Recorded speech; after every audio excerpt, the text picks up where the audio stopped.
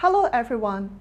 Following the last video on identifying key problems, we would need to use research and evaluation to back up our findings. First off, research is crucial in any points of case cracking. That includes the problem analysis, proposing solutions, as well as evaluating the solutions. For analyzing the current situation, we mainly look into the company's annual reports, the market reports, as well as market news. As for proposing solutions, we often look into different case studies, such as what other companies have done before with similar solutions, as well as marketing reports that suggest the effective solutions. And lastly, we would need to evaluate the solutions, such as what inputs do we use within one solution, and then we may need to look into the geographical data or the company's financial performance. First off, let's talk about what do we need to evaluate. Very often, we need to evaluate which solutions do we choose. From last example, on encouraging exercising during COVID, the government can suggest hanging out leaflets about exercising, giving out yoga mats, launching an app to track and reward people who exercise, or selectively open some public sports facilities. Here, we do not need to make assumptions on whether these solutions are good or bad right now, because we would evaluate them with objective criteria. That include effectiveness in encouraging exercising, whether it is feasible, like the high capital cost required, and for certain, safety during the COVID spread. Notice here that the criteria may not all weigh equally. For example here, safety should be of highest importance, while the government can pull in different financial resources, so capital requirement may be of lower priority. Another common factors we need to evaluate would be what inputs do we use within a chosen solution. For example, in terms of geographical expansion, we may need to choose what country or city to expand into, and if we are choosing multiple locations, what would be the priority and the time frame. Further digging into the expansion question, we can even ask, do we want to choose an M&A, a joint venture, franchise, or a wholly owned subsidiary? All these different factors would impact the solution effectiveness as well as feasibility. And that's why we would need to evaluate them carefully to select the best option.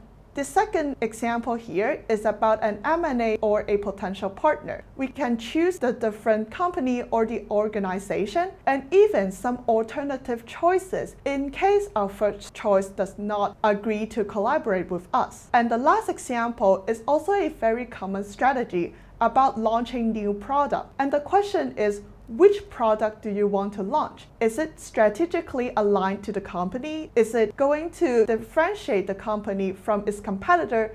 And does it fit into the target customer group? One single choice actually embeds a lot of questions that we need to research and think carefully about.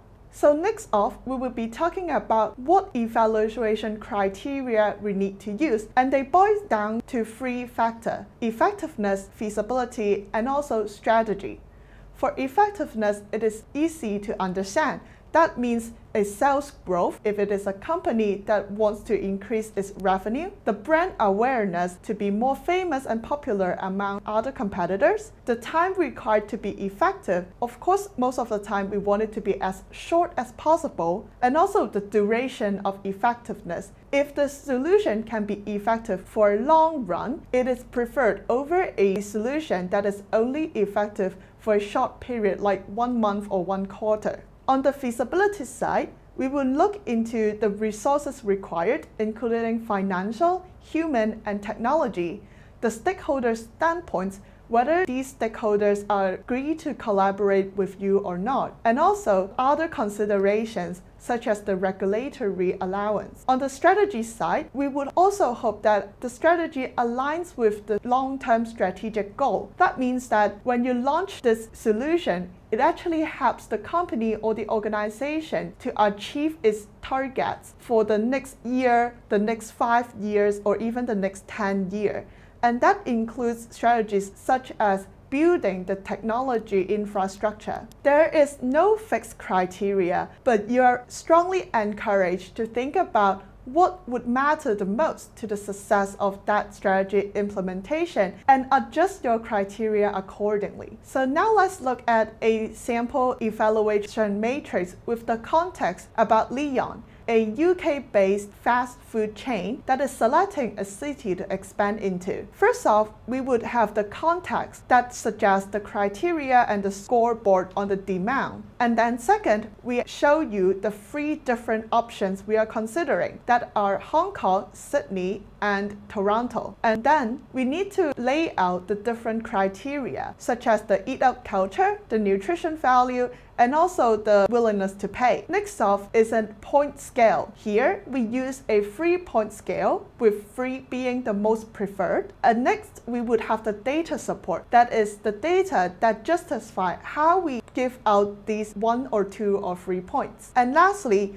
the source box. That is very important to show that these data are valid and can be used for an objective evaluation. Here is a continuation of the last matrix, but for a different context. And you can see that all the 6 elements I just mentioned still include in this chart, as well as for the last one. As for the last one, we also sum up the total score and make a conclusion to suggest that Hong Kong is actually the best city for Leon to expand into. From the last example, we can see that using research helps us to make a solid evaluation, and the research should be quantifiable data using creditable sources. Most of the time, we consider statistics as the most solid research data because it helps us generalize the understanding most legitimately. For example, to say that 65% of the meal spending in Hong Kong is eat out can help us understand the eat out culture in Hong Kong. Other than statistics, sometimes we also use the expert codes or case studies of other companies in order to help us justify. The last option would be using qualitative justification, but of course it is less sounding compared to statistics or from expert quotes. In order to help us find out these important research sources, we can look into the market research companies and consultancies such as Nelsen, McKinsey,